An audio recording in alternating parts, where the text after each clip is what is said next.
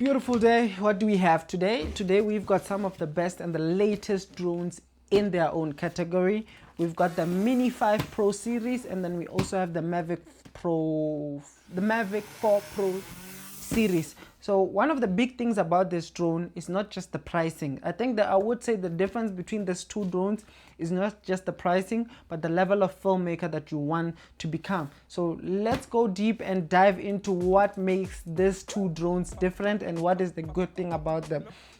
Okay, so let's take this. I think the first thing first, just looking at the bags, I'm not gonna compare the bags because I think DJI does some great bags. Like each and every DJI bag, I think they do a good job.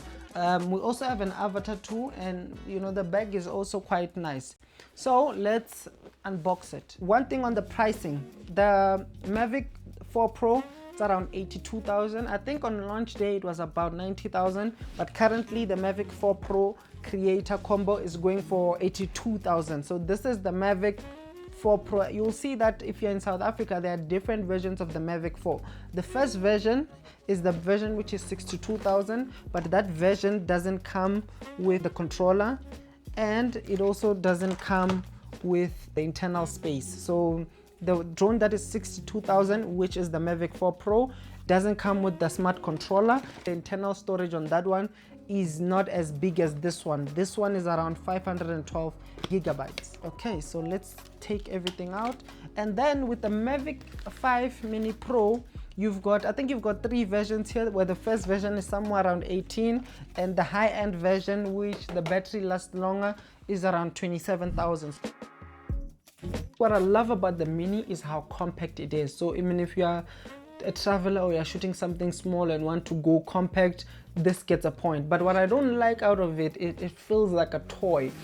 The first time I flew this drone, it felt like a toy. Like just when you looking at the propellers of it, you know, and you compare it with these huge propellers, you can feel the quality difference between these propellers. This one feels cheap, it feels plasticky.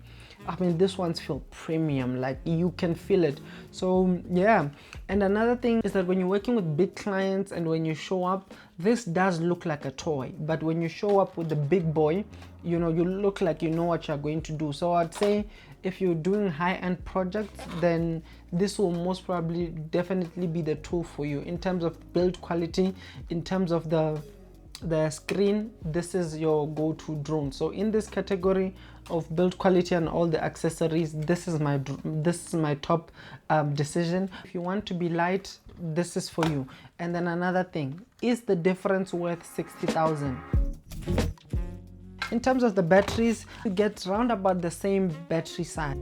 I would give the Mini a point because it gives you the same battery time as the Big Pro. So then, I mean, these are just big, but then they last the same way. One thing I love about the new batteries is that they charge so quickly. And then what it's able to do is it's able to charge all these batteries at the same time. So I think a point for this one. Mavic 5 Mini, you get this controller, which the knobs are at the back. You just tighten them. Yeah, you've got this controller. And then with the Mavic 4 Pro, you have the RC Pro. So first thing first, who are these two controllers for? So this controller, I would say this is for your professional. If you are a professional working in the big league, this is the controller you need. One big feature about this controller is you got the HDMI out. So it means if you're working in a concert, if you're working in all these big productions and they want to see a feed of whatever you're doing, they've got a line out, professional standard. And then just looking at the controller, I would say if you're a content creator, yeah, this would be the ideal remote controller for you. But yeah, if you're working in the big leagues, this is it. So I think one of the big things that you get from the Mini is portability. So my favorite controller is the Mavic 4 Pro. I don't mind the size. Even when I need a compact system, I love this. I think one of the big features that you get from this RC Pro is that when you tilt it vertically, the drone will automatically shoot to vertical. So I mean, it's a small feature, but when you use it a lot of time, it's a game changer. And I love how you've got a full resolution, because then what happens is when you're shooting vertical on the Mavic 5 Pro, the screen will be black, like the screen will be black on the side. But then on the Mavic 4 Pro, you've got a full screen. So I think for that point, I would give a 1 to the Mini 4 Pro controller because of this feature. I think this controller alone is around 20,000, but this feature, game changer. And I love how for you to switch it on, you just take it up and then it switches on. And I mean, this looks far much professional. Yeah, you get 3 ND filters on the Mini series. With the Mavic 4 Pro, we don't have ND filters. I've just been hearing that there's rumors that ND filters will come out, but nothing has ever come out. So a point for the Mini for the ND filters. But I'm gonna take away that point, because one of the big things that we'll talk as we go deeper is the Pro has an adjustable aperture, which means that you can adjust the aperture. So the Mini doesn't have that. So if you want to keep your shutter speed the same, if you want to keep your frames per second the same, then you would have to land and change the ND filter if you put on a wrong ND filter. So I'm not gonna put a point there. This is just the size difference. So as you can see, it's Micro Four Thirds camera.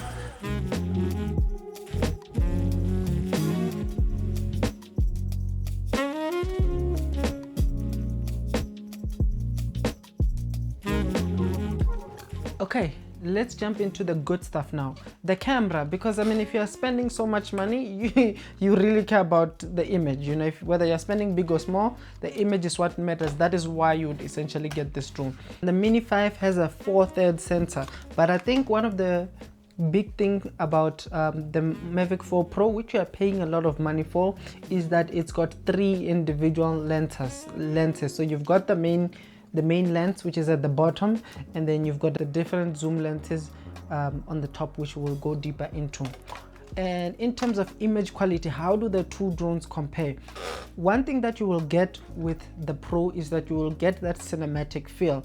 Sometimes how I feel about the Mini image is that sometimes it feels like an, I wouldn't say iPhone, because it's good, like it is good. There are moments where I put them side by side and you can't tell. I mean, right now I'm showing you footage of the two drones flying side by side. You tell me if you can see the difference.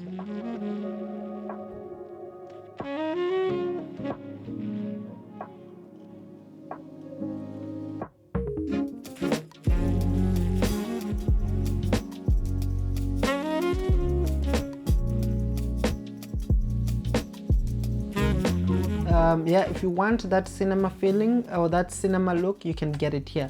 I mean, you also have adjustable filters. Is this difference in quality worth 60,000? If you're doing big projects for big clients, then it's worth the money. I mean, one thing the Mavic 4 Pro gives you, which the Mini 5 doesn't give you, is that it's got this new codec which they have, which is all eye. I personally don't shoot in it because it takes a lot of space. I mean, one video on all eye might be taking you about maybe 1 minute, might be over 5 gigs. So I don't shoot in all eye. This one only has D-Log M. This one on the other hand has D-Log M and also D-Log. And this one, it's got a good sensor, but in terms of dynamic range, you can't compete with this one.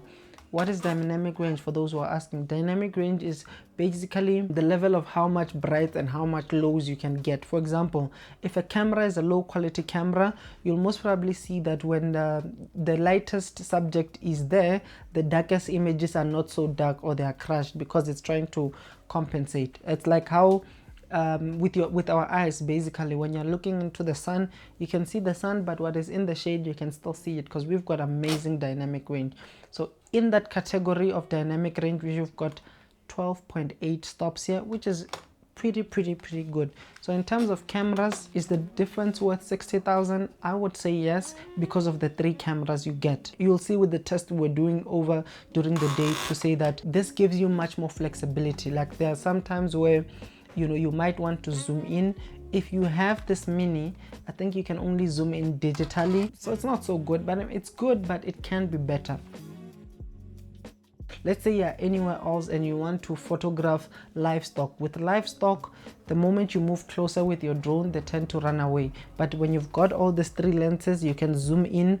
It's got 3 different zoom lenses. You can zoom in, you can use this one, you can use this one. What I've seen is the quality is not so good, but it's good. Like, I mean, I would compare sometimes the quality of the other 3 cameras to this one, but in terms of the camera, it is good. So looking at the camera, is the camera worth 60,000? Yes, it is. Is the image worth 60,000? Yes, it is. But if you're a content creator, where the Mini 5 Pro will shine is that when it shoots vertical, it has more flexibility. Like the Mini 5 Pro can like shoot vertical. I would say the game-changing feature about the Mini 4 Pro is that it can rotate 360 degrees, which this one cannot do. So the 360 degree option, I would say it's for your high-end filmmakers, and then your vertical option is for your content creators. So this one would cater for your professional guys, this one would cater for your content creators. But if you mostly want to shoot your verticals, this will be your go-to toy. In terms of AI and all those features, I think they've got the same like smart tracking features, but this one is has a more reliable tracking. So if you have anything you're doing and you need more reliable tracking, this is the drone. If it has the features but it's not as strong.